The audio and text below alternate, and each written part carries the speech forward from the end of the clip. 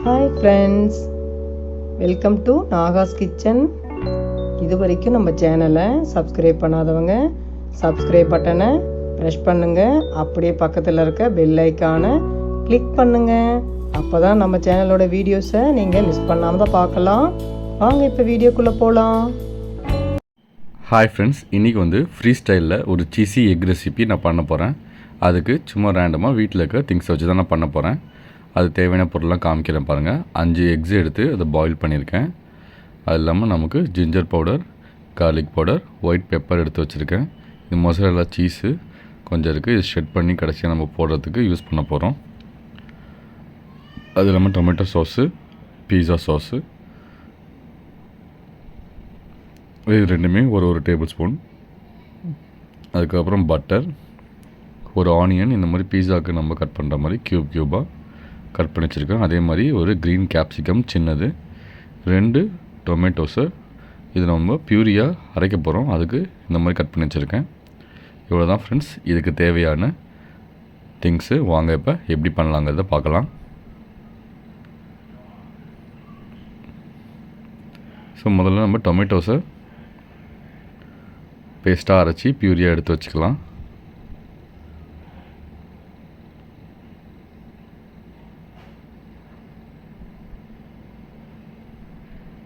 So நல்லா பியூரியாக அரைச்சி வச்சாச்சு. இப்போ நம்ம பாயில் பண்ண எக்ஸை நான் காட்டுறேன். ஸோ பாயில் பண்ண எக்ஸை பீல் பண்ணிட்டேன். இப்போ இது மாதிரி 2 ஹாஃபாக கட் பண்ணிக்கலாம் எல்லா எக்ஸையும்.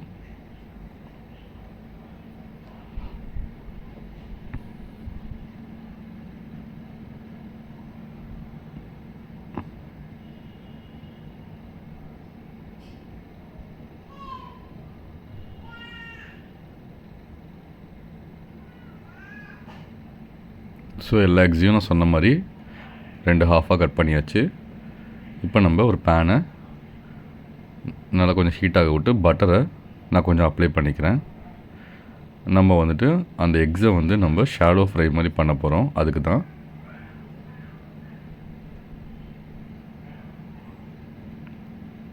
ஸோ பட்டர் நல்லா அப்ளை பண்ணதுக்கப்புறமா நம்ம எக்ஸை ஆட் பண்ணிக்கலாம்.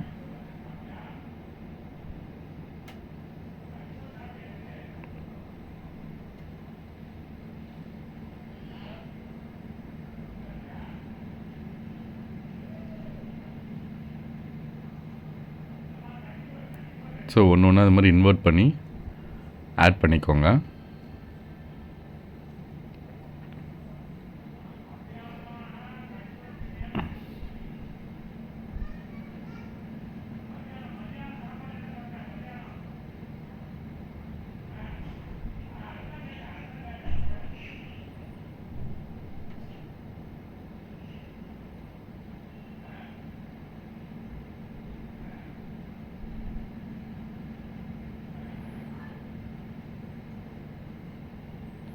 ஸோ நம்ம எல்லா எக்ஸையும் ஆட் பண்ணியாச்சு.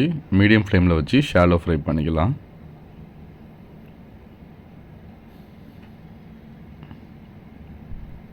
ஸோ ஷாலோ ஃப்ரை பண்ணியாச்சு. இப்போ நான் ஸ்டவ் ஆஃப் பண்ணிட்டேன். இதை நம்ம எடுத்து தனியாக பவுலில் வச்சுக்கலாம். இப்போ அதே கடாயில் திரும்ப நம்ம பட்டரை, மிச்சம் இருக்க எல்லா பட்டரையும் நான் ஆட் பண்ண போகிறேன். ஸோ அதே கடாயை திரும்ப வச்சுருக்கேன் பாருங்கள். ஏற்கனவே நம்ம எக் ஷாலோ ஃப்ரை பண்ணது தான்.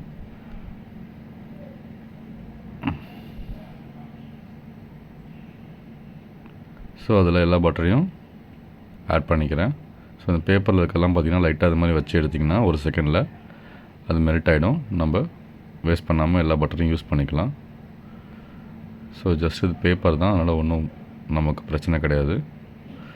ஸோ எல்லா பட்டரையும் நான் கம்ப்ளீட்டாக யூஸ் பண்ணிக்கிறேன்.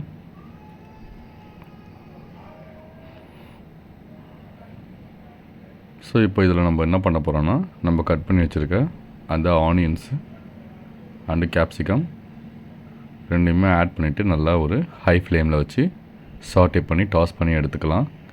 நம்ம பக்கத்துலேருந்து கைவிடாமல் கிண்டுறதுனால தான் நான் ஹை ஃப்ளேமில் வச்சுக்கிறேன். இல்லைனா நீங்கள் மீடியம் ஃப்ளேமில் வச்சு கூட பொறுமையாக பண்ணுங்கள். ஸோ இந்தளவுக்கு நமக்கு ப்ரௌன் ஆகிடணும். இந்தளவுக்கு டாஸ் ஆனதுக்கப்புறமா நம்ம தேவையான அந்த மசாலாஸ் எடுத்து வச்சுருந்தோம் இல்லையா, அதை வந்து ஆட் பண்ணிக்கலாம். ஸோ என்னென்னு பார்த்தீங்கன்னா garlic powder, ginger powder and white pepper, இந்த மூணையும் தான் நம்ம 1 by 1 ஆட் பண்ணுறோம். ஃபஸ்ட்டு கார்லிக் பவுடர், அப்புறமா ஜிஞ்சர் பவுடர்,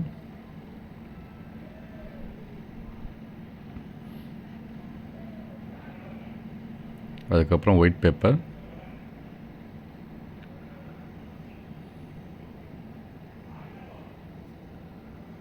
ஆட் பண்ணிட்டு லைட்டாக தண்ணி, சும்மா மிக்சிங்காக நம்ம தண்ணி லைட்டாக சேர்க்குறோம். ஏன்னா எப்படியா இருந்தாலும் நம்ம உடனே டொமேட்டோ பியூரிலாம் ஆட் பண்ணிவிடுவோம், அதுலேயே நமக்கு தண்ணி இருக்கும். ஸோ இப்போ சும்மா அந்த மசாலா மிக்ஸ் ஆகிறதுக்காக கொஞ்சோண்டு தண்ணி தெளித்து நான் சாட்டே பண்ணுறேன்.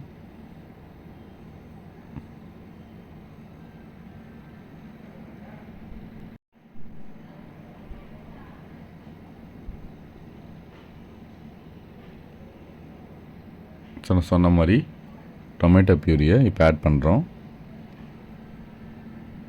2 பெரிய சைஸ் தக்காளியாக அரைச்சி வச்சுருந்தோம் இல்லையா, அதை வந்து இதில் சேர்க்குறேன்.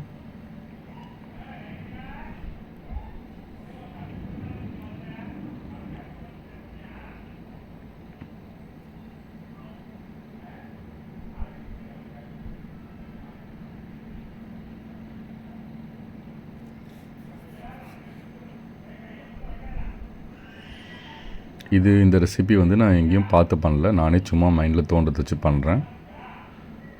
ஸோ கொஞ்ச நேரம் ஆனதுக்கப்புறமா 1 டேபிள் ஸ்பூன் டொமேட்டோ கெச்சப்பை ஆட் பண்ணுறேன். ஜஸ்ட் ஒரு டேஞ்சி ஃப்ளேவருக்காக நல்லாயிருக்கும். அது பிடிக்காதவங்க இது விட்டுடலாம், ஒன்றும் தப்பு கிடையாது.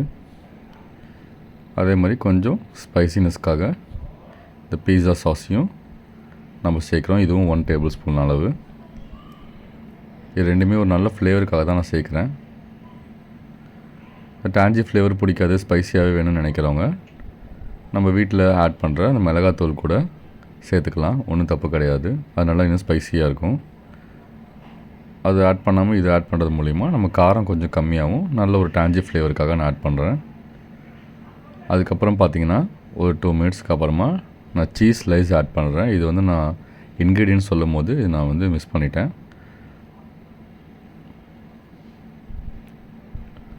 நல்லா சீஸியாக ஒரு எக் ரெசிபி பண்ணுறது தான் பிளானு, சும்மா மைண்டில் இருந்த ஐடியா. ஸோ அதுக்கு நம்ம இதெல்லாம் ஆட் பண்ணலான்னு சொல்லிட்டு நானாகவே யோசித்து பண்ணுறது தான். உண்மையிலே நாங்கள் சாப்பிட்டு பார்த்தோம், நல்லாவே இருந்தது. அதனால தான் இது வீடியோ நான் உங்களுக்கு அப்லோட் பண்ணுறேன். நீங்களும் ட்ரை பண்ணி பாருங்கள், ரொம்பவே பிடிக்கும். பட் பயங்கர ஹெவியாக சீஸியாக இருக்கும், அதே சமயத்தில் நல்லா டேஸ்ட்டாகவும் இருந்தது. ஸோ இது சீஸ் ஆட் பண்ணிட்டு நல்லா மெல்ட் ஆகும், உடனே மெல்ட் ஆகிடும். மெல்ட் ஆனதுக்கப்புறமா நம்ம எக்ஸை உடனே ஆட் பண்ணிக்கலாம். ஆல்ரெடி நம்ம பாயில் பண்ணிவிட்டு ஷாலோ ஃப்ரை பண்ணி தான் வச்சுருக்கோம். அதனால் பெருசாக குக்கிங் டைம் நமக்கு தேவை கிடையாது. அதை ஆட் பண்ணிவிட்டு நம்ம கிளறி இறக்கிடலாம். நடுவில் நம்ம தேவையான அளவு சால்ட்டையும் நான் ஆட் பண்ணியிருக்கேன் மசாலா ஆட் பண்ணும் போதே.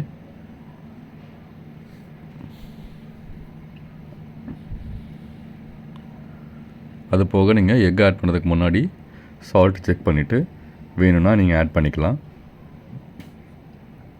எக்கை ஆட் பண்ணிவிட்டு அதுக்கப்புறம் நான் சொன்ன மாதிரி அந்த மொசரல்லா சீஸை ஷெட் பண்ணி வச்சுருந்தேன், அதை வந்து ஃபுல்லாக வந்து நம்ம ஸ்ப்ரெட் பண்ணிக்கலாம். அவ்வளோதான், நம்ம டிஷ் வந்து ஆல்மோஸ்ட் நமக்கு ரெடி ஆகிடுச்சு. நல்லா வந்து எல்லா இடத்துலையும் ஸ்ப்ரெட் ஆகிற மாதிரி நம்ம தூவிட்டு ஒரு லிட்டு போட்டு ஒரு 2 மினிட்ஸ் வைக்க போகிறோம்.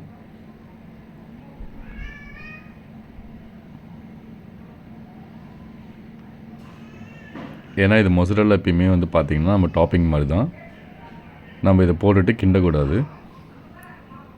அப்படியே மூடி போட்டு வைக்கிறேன், அது கொஞ்சம் மெல்ட் ஆகட்டும்.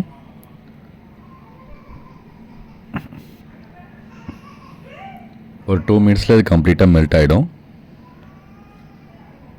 உங்களுக்கு பார்த்தாலே தெரியும் பாருங்கள், அழகாக மெல்ட் ஆகிட்டு பீஸாவுக்கு மேலே இருக்கிற மாதிரி இருக்குது. ஸோ பீஸாவுக்கும் நம்ம இதே தான் யூஸ் பண்ணுவோம், மொசரல்லா தான் யூஸ் பண்ணுவோம். இப்போ நமக்கு டிஷ் ரெடி ஆகிடுச்சு, பவுல் பண்ணிக்கலாம். ஸோ செம்ம சீஸியாக வந்திருக்கு பாருங்கள். அதை அப்படியே எடுத்து அழகாக நம்ம பவுல் பண்ணிக்கலாம்.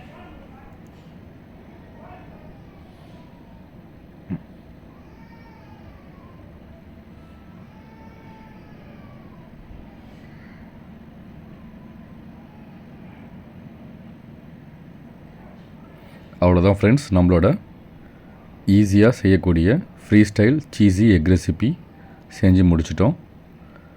ரொம்பவே சூப்பராக இருந்தது. இது நீங்கள் ஸ்டார்டராகவும் சாப்பிட்லாம், அதே மாதிரி சப்பாத்தி நான் கூடயும் நல்லா ஒத்து போகும். ரைஸ்க்கு அழகாக இருந்தது. நாங்கள் ரைஸ்க்கும் பிசைஞ்சு சாப்பிட்டு பார்த்தோம், ரொம்பவே சூப்பராக இருந்தது. ஸோ நீங்களும் ட்ரை பண்ணி பாருங்கள். எது கூட சாப்பிட்டீங்கன்னு சேர்த்து கமெண்ட் பண்ணுங்கள். இன்னொரு நல்ல வீடியோவில் ஒரு புது ரெசிபியாக இருக்கட்டும், இல்லை ஏற்கனவே எக்ஸிஸ்டிங் ரெசிபியாக இருக்கட்டும், அடுத்த ரெசிபியில் உங்களை மீட் பண்ணுறோம். Bye friends.